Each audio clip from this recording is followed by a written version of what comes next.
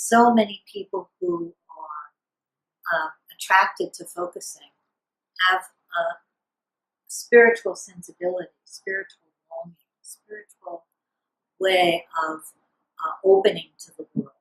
And yet, focusing doesn't include any words like God or spirit, any religious words. And we want to understand what is spiritual about Gene's philosophy about focusing, and why he doesn't use that kind of language. What he says there is that if I use the language of God, the language of spirit, or any of those kinds of words, half the people would be turned off and go away. And I don't have to use those words. Those words have been ruined for many people, and we don't need them. So people find that sense of this larger life in it. Yeah, at some conference, Gene, in response to some question about spirituality, he said, focusing can bring you to a doorway. Oh, yes. Right? Yes. That opens to this spiritual sort of experience, meaning a larger and aha. You know, I when Gene would talk about the more, for example, this larger, and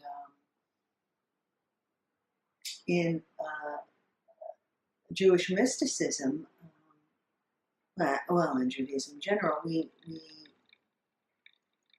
God doesn't have any image, right? We talk about the one source, and Ein Sof, the boundless one. And in focusing, there is that sense of the more. There isn't an image, there isn't a solid, there is a process, there's interaction first. And I had questions. Did any of his philosophy, did he have a sense of his philosophy having any connection, intersecting with Jewish theology? Yes. Well, these questions have been asked in some ways through the years, and Gene has been reluctant to be pinned down about them, because he's so concerned about having things reduced to something. You know, I thought it was very interesting that he called us back and wanted us to come back because he had a point that he wanted to make. And the point was, he is thoroughly Jewish. Completely Jewish, but God is Jewish. Right. God isn't Jewish. Right. And we wanted to know, what does that mean? Right. And he said, well, God can't be reduced to... Right.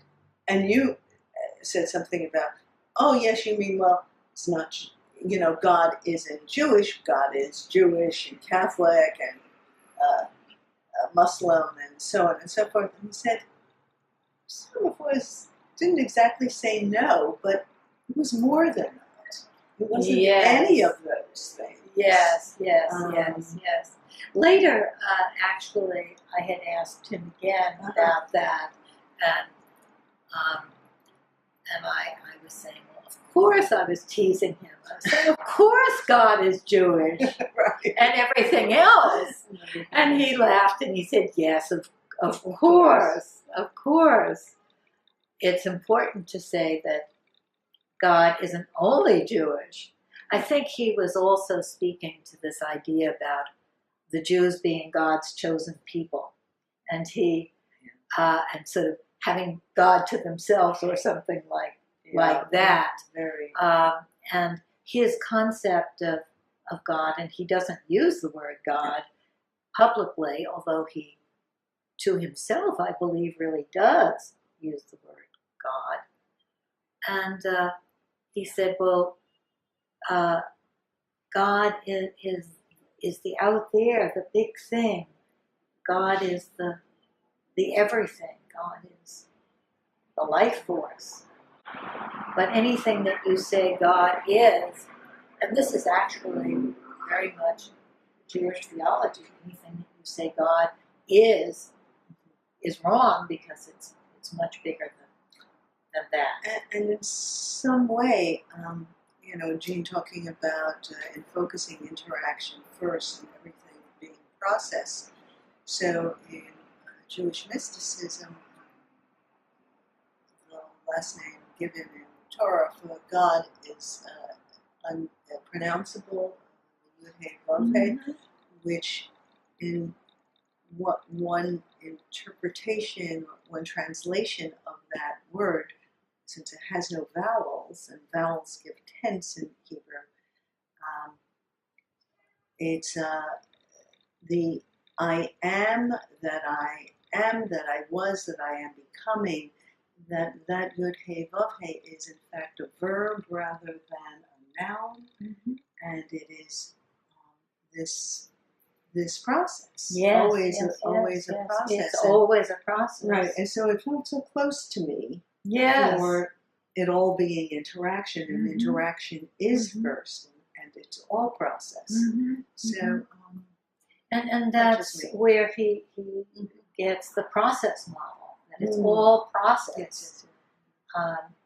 That the new kind of concept that he talks about is a kind of concept that isn't thingifying, it's not reifying, concretizing, but that, of course, I always say, we always do that, our brains work that way, but then we need to let that dissolve, all of our concretizations. But in terms of knowing that we aren't entities, that it's all interaction, it's all process, that we are unique individuals. Gene is very, very passionate about holding on to this idea of each person being special and precious, and each person being an individual. But it's not a thing, that individualness. yes, right. Individualness is it's that paradox, process. Right? It is that paradox of, we're in form, so there is separation. It's just part of being in form, but it's not a solid. It's like skin, It's full of holes. We are in this all the time, and that paradox of being part of this ongoing larger, and also this, in the Kabbalistic tradition, this spark, this individual beingness that each of us is also. I remember one of my students, asked, is the implicit another way of talking about God?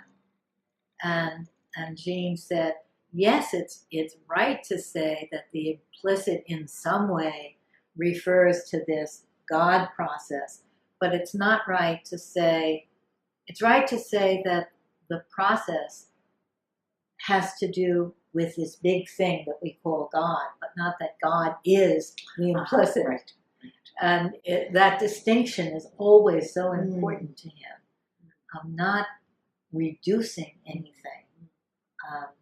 I remember our conversation when Gene and I were laughing about bad words and quotes, and different words that could get you, sort of into trouble, like words like entitled or responsibility that people get tangled in.